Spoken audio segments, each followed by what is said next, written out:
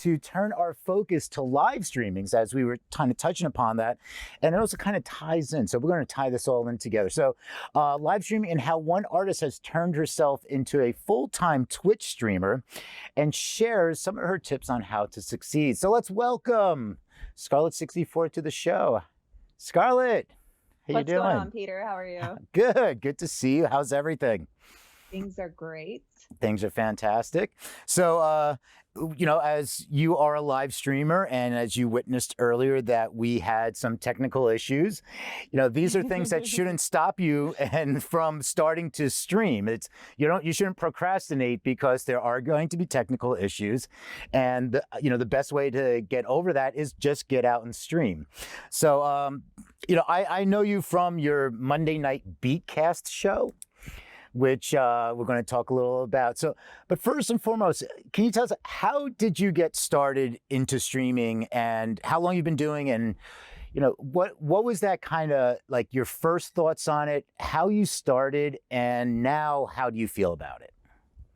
So I started streaming about 3 years ago, and I did it with the intention of building a music brand, but it took a really long time. I didn't really find myself for quite a while. It takes a long time to kind of find your niche and find your flow of things. I always thought it was a lot of fun, but it was definitely a tough and it was a long grind. And it does take a lot of non-procrastination to really, make your channel the best it can be.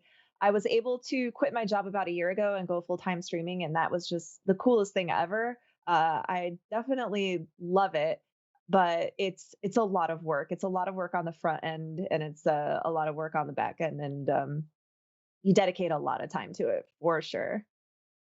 Yeah, I mean, as the technical issues and like it's being able to understand technology, understand streaming, and there's the bit rate, there's the, all the different things. I was actually going to say, you definitely should not procrastinate setting up your the tech side of things and take that extra time to make sure that everything flows. And I've told streamers that have like glaring issues with their stream, you should fix this, you should fix this, you should fix this. And they keep saying, they make excuses like, oh, well, I don't really have time. I just have to start streaming immediately. I got other things going on. And I just kind of shake my head and like, this is important. You have to take care and test your stream and watch your VODs and do a test stream beforehand and make sure all your tech is sorted out. Your audio sounds good. Your visuals sound good. Like break it down, spend that time. Don't put that off. And then just blindly go in and turn your camera on. You're not going to grow if you do not have a plan and a purpose when you stream. I know it's really tempting to see big successful streamers and think that they just decided to stream one day and they became who they are because the magic of the internet.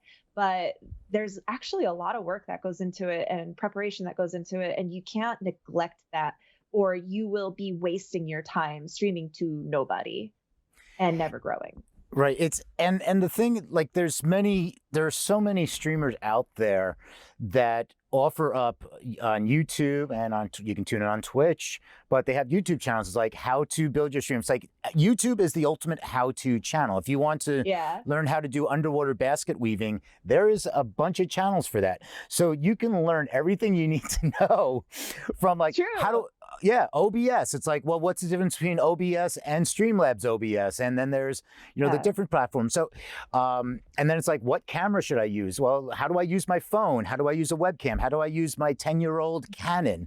There is an answer for all of that. And most people have it, but just start streaming. I always say, like, if you're thinking about streaming well, first of all, learn about it, ask questions, and then just do it. Like you're not going to, if you're on Twitch and you start streaming, you're going to be streaming to 0 people. So why not try it out? So here's an interesting question. Like, and again, you brought up a great point is, comparing yourself to these streamers.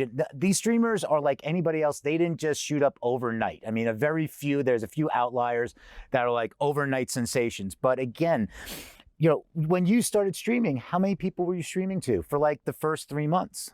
For the first 3 months, like 5, and one of them was my boyfriend, and 2 of them were my bots.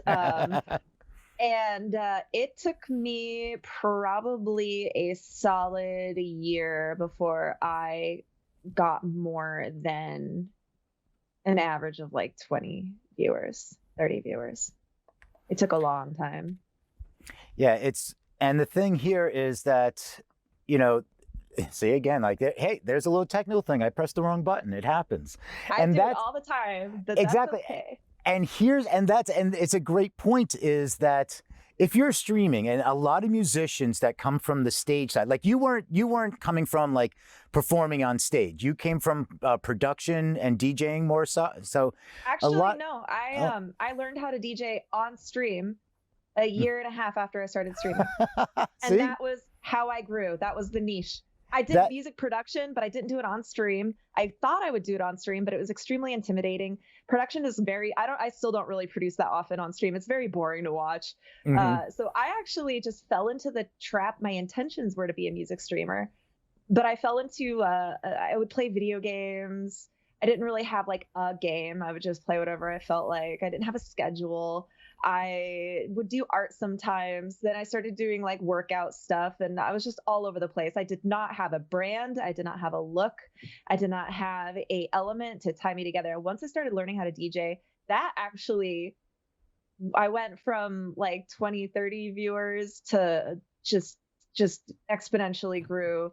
And within a year of that, I was probably getting between like 400 and 600 viewers a Right. stream on average. Yeah, and it's the grind. It's like musicians look at this like saying, "Hey, well, it's going to take me a year to get to followers." Well, how long did it take you to get people to show up to any of your live shows? And now is a perfect time to be getting out there and engaging with your audience when we can't go out to live shows. So you build the audience on stream, and then guess what? You have an audience, and when you go, and these people around the world, so you can find that you Yeah. have a following in Indiana or something, and like, hey, Or when we can go out India. and do that. Yeah, India, Like, exactly. I'm saying that's what's beautiful about being an artist Mhm. on Twitch is you can really find your niche. Mm. And I would say, so when I started streaming, I did not know any other streamers. I'd had zero streamer friends. So I had to kind of like build my own audience. But I Mhm. have noticed that those I associate with that have decided to start streaming have been getting a little bit of like a head start because they appear on my show or they hang out in my chat. And because of that, they're able to find their audiences quicker. So I would implore new streamers to make friends on Twitch as soon as you can. Find streamers that are similar to you, have similar interests, that you're trying to target streamers that have the same audience that you're trying to get, and make friends with them and collaborate with them and hang out with them and support them, and then hopefully they'll return the favor, and you're going to grow way faster than just trying to do it by yourself. That is great advice, and we can go on for a really long time about this, but I'd love to have you back. Like, let's like find like come back and like let's talk about like the next thing, like like how do bits work and things like that. If you're interested, love to talk more about that, because and also Freeform, for anybody that's tuning in, Freeform tonight at 9 p.m. Eastern. That is more of an open format chat. So if there are people that have topics, people can come into the show and I'll bring you up on screen. It's like the old radio call-in show. So I know there's a couple of people in the stream. As I'm looking over, there's a few people in the stream saying, "Hey, what's up?" I know P-Funk's out there. April's coming from Canada. So she's tuning in from Canada. So, and these are people that are like, out there streaming. I know P-Funk's on your Beatcast and he comes over to Freeform. And again, it all works out, because when I'm doing Freeform and say like P-Funk's there, I'm like, hey, let's talk about Scxrlet64's Beatcast. P-Funk is doing it right. He hangs out in the right channels and he makes himself available. Ever since he's been a regular to my Beatcast, he comes every single week and he's always on time. Yeah. And I am going to assume that has really helped the growth of his own channel. Especially, it's really hard getting started out in a saturated market. There's already lots of DJs who have come to the music section. There's a lot of competition. So he's doing the right thing. He's going to grow faster than somebody who's not really making that effort. Mm-hmm. So. Right on. So I want to bring Stephanie back into the fold here, because there's a few things that really tie together, is about getting out and doing it. So, and we talked about procrastination, and I guess I'm going to start with Scarlett. Scarlett, just like when you started, you're like, did you have these false starts of like how, it's like, how am I going to do this? Or it's like, I'm going to do this. I set a date and I stuck to it. Like, it's like honest, like, I really was planning on doing this, but then I, didn't do that or something. Like, how did you fall in line there? I think the biggest things I would procrastinate on would be just adding features to my stream to improve it. Like realizing that I had an audio issue and then just putting off actually taking care of it for too long. As far as turning the stream button on, that was never, I just really liked it. I played video games anyway. And so it was no like trouble for me to just turn on the stream button, but actually like setting it up and making sure that the settings were correct, or making new emotes or making a new overlay that didn't look like trash. Like those are the things that I kind of procrastinated on, more so because I was like, it could be better, but it's doing what it needs to do now. And it was more out of just laziness.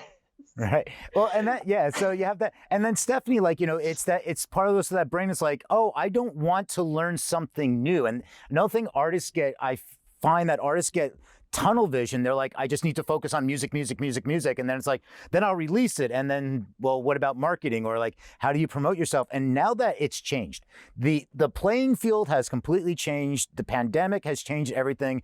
The future is still uncertain, but there's this hybrid, we're looking at a hybrid, like live and digital, and the brain doesn't want to learn new things. So like, I'm kind of just leading into like, what are your thoughts in that area? I mean, well, I'm Scxrlet, an introvert. So, sorry, go ahead. Yep. Well, I just wanted to admire you because I really admire the way you fell into your niche. And I think that's something that artists get so fucking stopped by, is really getting tenacious about figuring out, what is my niche? No, I'm just going to like make music and hope for the best. And I think that's kind of an outdated paradigm, at least to start and build your following. And so I love that you just fell into DJing on Twitch, and like that's how you got your followers, and that became your niche. It was such an accident too. Had no idea. I had no idea, like even a month before I fell into it, that I would be a professional DJ. That like never once crossed my mind. It was, and then now it got me like gigs outside. I had a residency before COVID. DJing is now 100% of my income. I mean, if you count Twitch with it, but outside DJing in here, like I had no idea. It was just so random.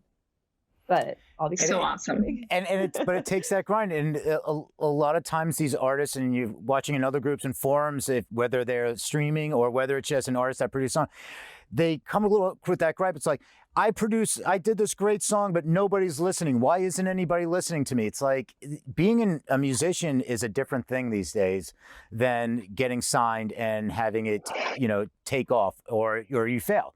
And the thing is, you can look at it as like, well, what kind of grind do you want to put in? It's like, stop procrastinating, just go do. What are you doing? Like, assess what you're doing and then make those changes. So procrastination, it's like, well, I see I need to make these changes, but I never get around to making those changes, and then I start complaining.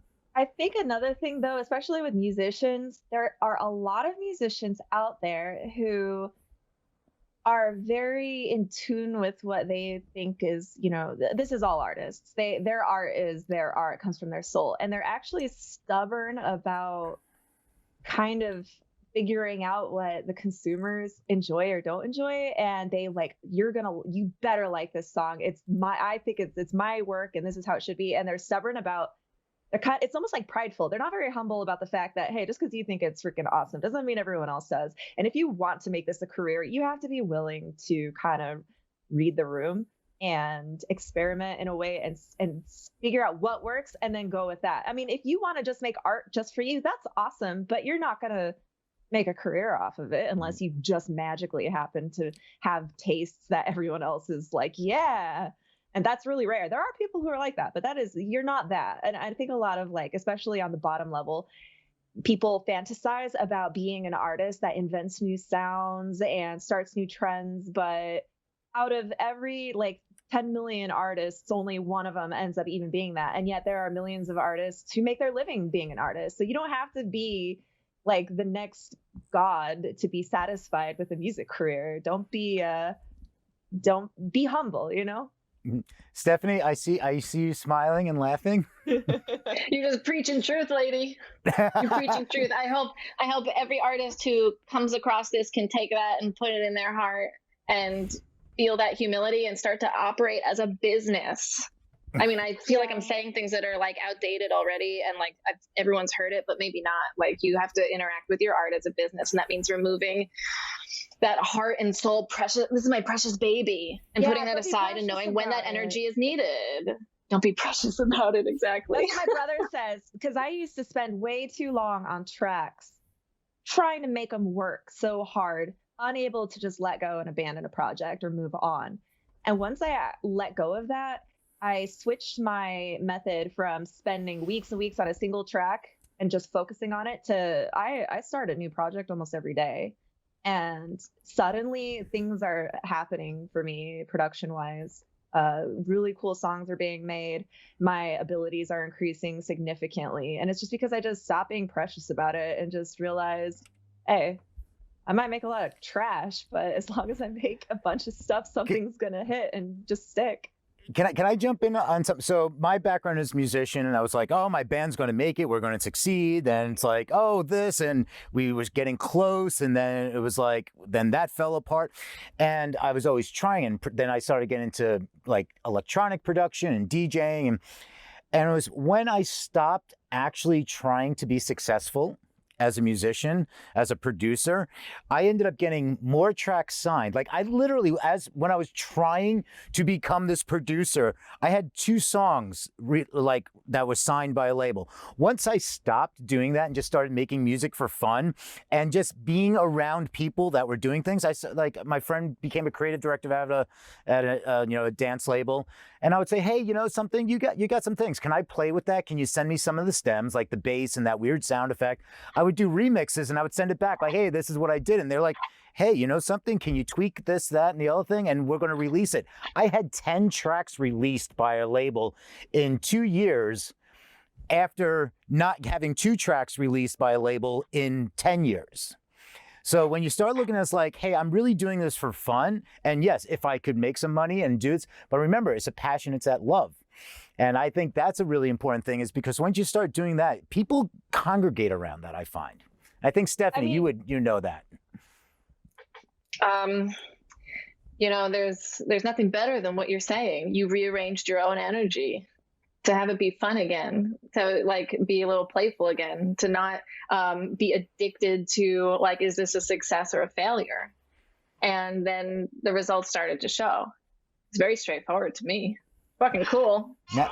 I mean, I do think though there has to be a balance, because what we're saying now like actually literally contradicts what we were just saying 5 minutes ago about looking at it as a business and setting aside your personal preciousness to maybe find something that an audience wants. So I'd say you have to find a balance there. If you do want to do this professionally, you still have to be aware of what the consumers will consume, but still have a love for it and not just try to create, I guess, factory-made products. Yeah, and I think we actually do have like the 2 sides of the coin. It's like, one is, do you want to just produce for the love of it? It's like understanding that and saying, this is what I'm going to do. I love music. I love making music. I love creating. I love the process. I love everything about it.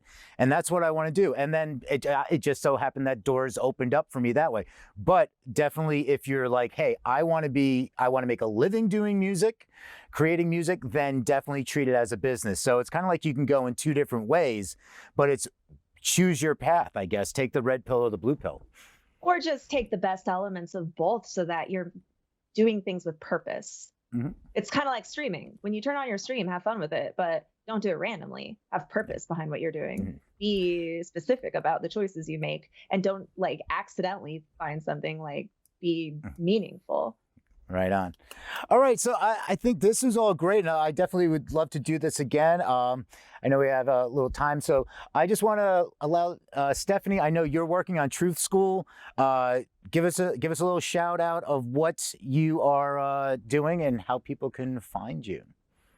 Yeah, I stream live in my private Facebook group, and it's called Just Trust Yourself. And so every week I'm doing weekly live streams with different healings in the quantum field. It's fucking cool. It works. And we deal with stuff like your procrastination, speaking your truth, charging your worth, trusting your body. It's really lit. So you can come join me over at my Facebook group. It's called Just Trust Yourself. Right on. Okay, and Scarlett. I'm Scxrlet. You can find me on Twitch, twitch.tv/Scxrlet64. I DJ over there. I run a music podcast. I play Dungeons and Dragons, and I will be releasing some produced tracks that are original. And what's the most recent? Actually, on Saturday, I will be playing a virtual festival in Minecraft. It is called CubeCon. It is a lot of fun, and I will be one of the performers for that festival.